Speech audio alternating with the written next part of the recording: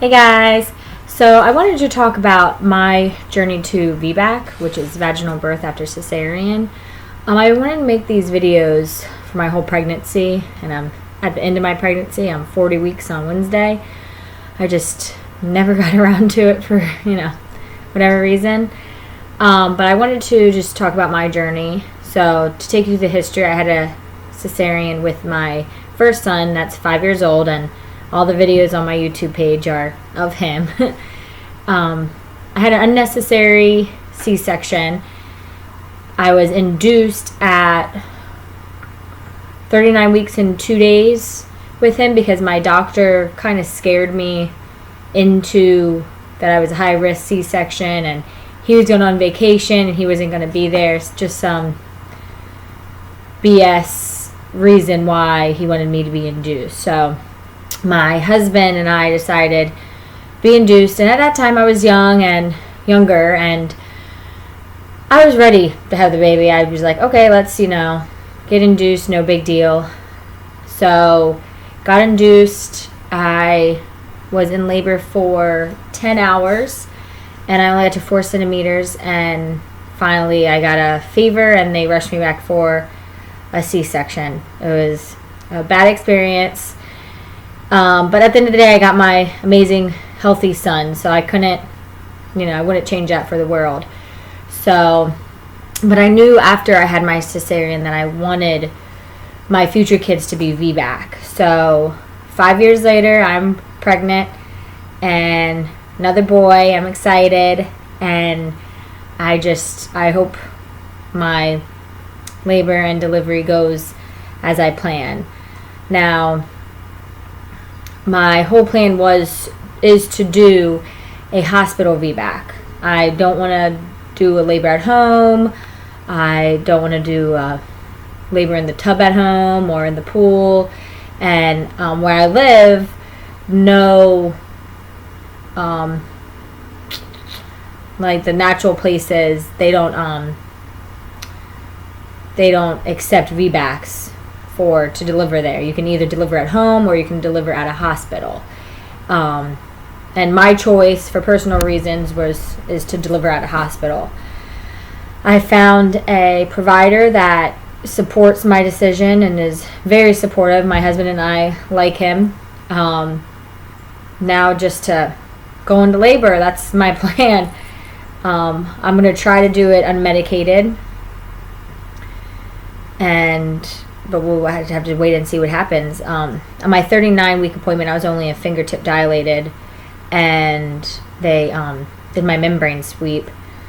Brought on some contractions, but other than that, nothing. I had contractions a couple days after that, but today I feel fine. So we're going to go for a long walk later when my husband gets home, my son, and just try to have a dance party, try to get something going. When I went to my appointment, I talked to him about my different decisions. He's going to let me go, my provider's going to let me go 2 weeks after my due date. So, which I'm happy about, give it more time. But my biggest fear is when I get to that 2 weeks, what are my choices, and if I don't go into labor, is it going to be repeat C-section or can I be induced?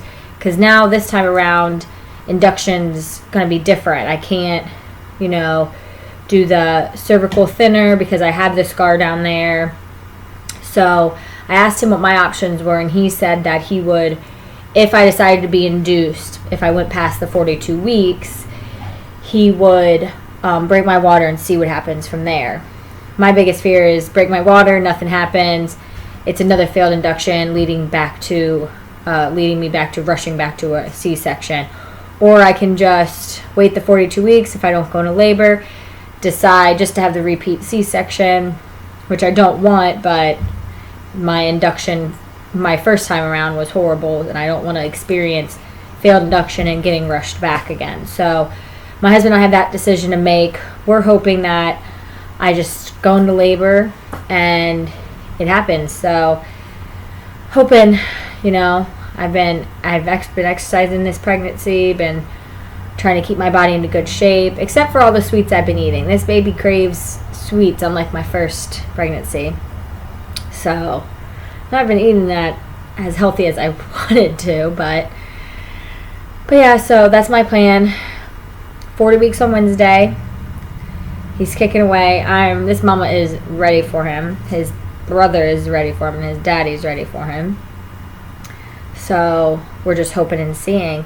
I just wanted to make this video so that I would have it, and so that I could reach out to other VBAC mamas out there, because there's a whole posse of us, and watching videos really helped me get through my C-section and my decision to have a VBAC. And during this pregnancy, I've watched a lot of VBAC videos and success stories, unsuccess stories. So, there's a lot of us out there, and I think we need to stick together no matter what your decision is. If you decide to have a home birth, at the hospital, whatever you decide, if it's everyone's different personal choice. I have my personal reasons why I want to do it in a hospital. So, no rude remarks, because I know there's some people that are way against VBACs at hospitals, but I do have a provider that supports me and a hospital that supports me. So, and that is very VBAC friendly and everything. So, yeah, so hopefully everything goes good. I wanted to make this video a while ago. I wanted to make steps through my pregnancy, weekly videos, and I'm a newly graduated nurse, so I've been working a lot. I have a 5-year-old, I'm pregnant, and a husband, so I've been very busy. So no time, so I finally, right before my end of my pregnancy, decided to make a video to reach out to other mamas out there to see if you guys want to share your success stories with me or anything. And I will definitely share my labor and delivery story with you guys. Hopefully it goes as planned as a VBAC. Being a nurse myself, I know not to write down my VBAC plan, because personal reasons, again, I feel like it jinxes it. If you have it on paper, it just, because labor, you don't know how it's going to go. You don't know. Something could go wrong. That's at home or at the hospital. You don't know what's going to go on. You can't plan out everything. I'm a planner, but I know with labor and sickness and illnesses and stuff like that, you can't plan that. You can't plan life. Life happens.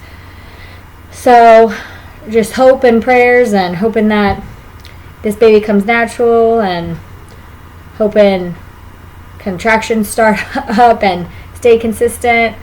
After my appointment, I got my membrane swiped. I had discharge and contractions, but they weren't consistent. So for a little bit, I got excited, and I was like, oh yeah, maybe this weekend, but nothing happened. No baby. And with that, with the contractions, being induced in my first pregnancy, I guess I'll give you a little bit of a story. Being induced with my first pregnancy, I didn't really have the real contractions. I never went into labor on my own.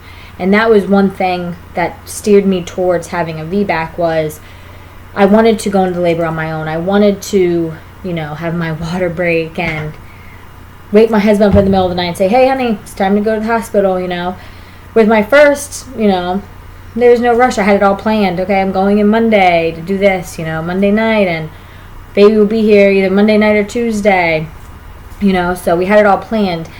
And induction, what I've heard from other mamas out there, induction compared to natural, their contractions are way more intense. And I know natural is intense too, but with the Pitocin, my body wasn't ready to have my son. My body wasn't ready to go into labor, and they forced labor on me, and it, was a horrible, painful experience. I'm not opposed to getting epidural again. The epidural saved my life in the first one with the pain, so I want to go as natural as I can, but if I need the epidural, I'm not going to say no to it if I need it.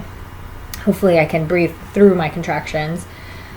So, yeah, but I didn't get to experience that last time. I didn't get to count out my contractions and say, okay, they're, 4 minutes apart, they're, this length. So now I don't know what to expect. So when I was having the contractions over the weekend, I was excited, but I wasn't sure if they were true or not, because I knew they weren't consistent, but I never really experienced, other than Braxton Hicks, real contraction. So I got excited, but they went away.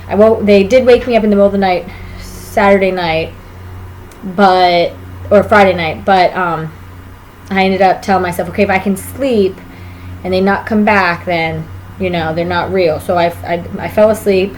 Fine, woke up, felt fine. No more contractions after that. Maybe 1 or 2 that day, but just false. Braxton Hicks. So, but yeah, that's what I just don't know. So hopefully everyone says when they hit, and So hopefully they hit and I know, or my water breaks, one or the other. So, but I'm really excited for this baby. It's our second one, and my son is super excited. I think I'm more excited to see my 5-year-old, my baby boy, with our new baby boy, just to see how he's going to be. I know he's going to be an amazing big brother. So, to share the love. But I'm so excited. His room's all done. He's ready. We have the car packed. This mom was ready. I just finished working last week. I just couldn't. 12-hour days were killing me. So we're ready. I'm on maternity leave.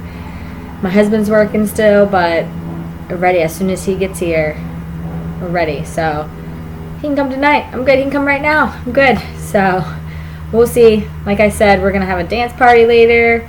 We're going to walk, do everything we can. If you guys have any questions, or if you guys have any advice to how to get this baby out, leave comments. Let me know.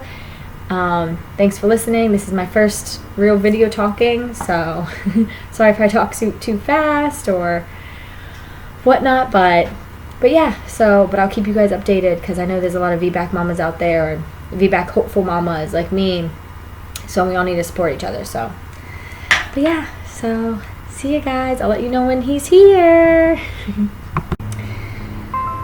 Okay, so I wanted to show you my 40-week belly. I totally forgot. So here it is.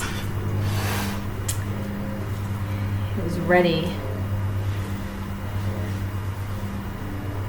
This mama is ready to go.